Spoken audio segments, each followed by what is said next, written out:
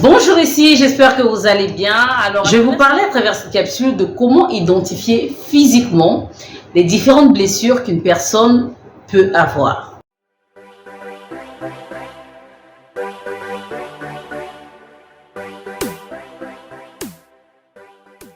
Alors, comme vous le savez, ici nous parlons de ce que la science nous apprend, mais aussi de ce que la parole de Dieu nous dit.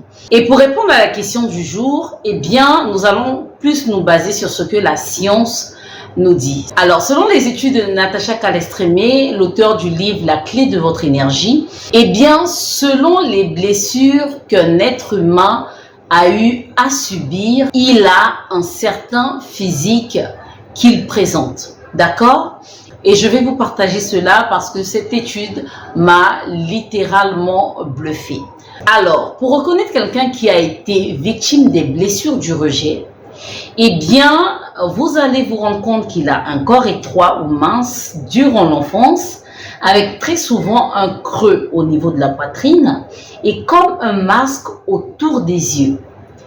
C'est une personne qui recherche la perfection dans le travail, qui est souvent solitaire et considéré comme à part dans sa corporation et qui choisit de fuir face à une situation difficile. Concernant quelqu'un qui a vécu les blessures de l'abandon, eh bien, nous allons faire face à quelqu'un qui a un corps qui manque de tonus. Ok, quelqu'un qui a parfois le dos courbé, qui a un regard triste, qui recherche l'attention et rêve d'exercer un métier qui rend public. Il demande des conseils et ne les suit pas nécessairement. Il ne supporte pas de vivre seul. Il est très chaleureux avec son entourage. Pour quelqu'un qui a vécu des blessures d'humiliation, eh bien, il a généralement un corps et un visage rond, des yeux grands ouverts, il n'aime pas aller vite. Il essaie d'être parfait pour éviter les critiques et s'impose de faire plus pour les autres que pour lui-même, au point d'avoir le sentiment qu'on abuse de lui. Pour quelqu'un qui a vécu des blessures de trahison, il a un corps bien proportionné qui exhibe force et pouvoir, regard intense et séducteur, intolérant aux problèmes des autres, aime tout contrôler et n'arrive pas à déléguer.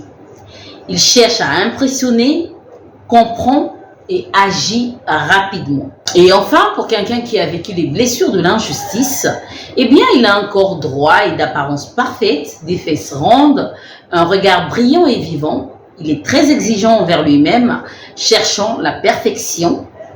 Il estime qu'il n'a aucun problème et a des difficultés à se faire plaisir sans se sentir coupable. Donc voilà un peu, selon la science, comment reconnaître quelqu'un qui a vécu une blessure spécifique. D'accord? Vous pourrez vous reconnaître à travers cela ou encore ne pas vous reconnaître, peu importe. Mais sachez que votre physique, eh bien, parle beaucoup plus que vous ne le pensez. Vous ne pouvez pas affirmer en tant qu'être humain que vous n'avez pas des blessures de l'âme. Pourquoi? Eh bien, simplement parce que vous êtes une âme et que certainement, que ce soit hier, aujourd'hui ou il y a 15 ou 20 ans, vous avez vécu une situation difficile, d'accord? Et vivre une situation difficile laisse toujours des séquelles. Voilà pourquoi on parle très souvent de guérir de ces séquelles-là. Pourquoi? Parce que par rapport à la situation que vous vivez, eh bien, vous prenez des résolutions qui vous déforment. Vous prenez des résolutions qui font de vous une nouvelle personne, d'accord? La Bible ne nous définit pas en profondeur le physique que peut avoir une personne qui a vécu telle ou telle blessure, mais la Bible nous laisse comprendre simplement que les blessures de l'âme, eh bien, existent bel et bien, d'accord? Et qu'elles émanent de deux sources qui sont les paroles ou encore les actes que peuvent poser notre prochain. Voilà pourquoi dans la parole de Dieu, on nous dit de veiller sur son cœur plus que toute autre chose, car c'est de lui que proviennent les sources de la vie. D'accord? Sachant que l'âme est le siège des émotions et que le cœur centralise tout le sang qui circule dans notre organisme, eh bien, il est important de savoir qu'en tant qu'être humain, il faudrait veiller sur nos émotions, d'accord? Veiller à ne pas blesser notre prochain avec des paroles ou encore avec des actes. Il est donc important en tant qu'être humain de veiller sur les paroles que nous disons et sur les actes que nous posons envers d'autres personnes pour éviter de les blesser. D'accord? C'est vrai que ce n'est pas véritablement évident, mais tout part de l'intention. Il faudrait vraiment faire attention à l'intention que vous avez quand vous posez un acte ou quand vous dites une parole, de façon à ce que si la personne en face de vous se sente blessée et vous accuse, quand Dieu regarde à vous et qu'il regarde à votre intention, qu'il ne vous condamne pas, d'accord?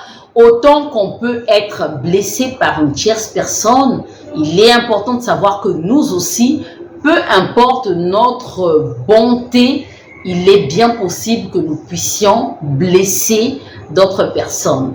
Voilà pourquoi il faut travailler chaque jour à être de plus en plus bienveillant pour ne pas être le bourreau ou encore la source de blessure d'une tierce personne. D'accord? Donc voilà ce que je voulais vous partager ce mois. Retenez à travers ces différentes capsules que les blessures de l'âme existent et qu'il faudrait travailler à les guérir pour pleinement vivre votre destinée et ne pas avoir des prisonniers dans votre cœur qui vont vous écarter littéralement du chemin du salut. Voilà pour ce mois. Je vous dis à très bientôt pour un nouveau thème et pour de nouvelles capsules. Portez-vous bien et à la prochaine.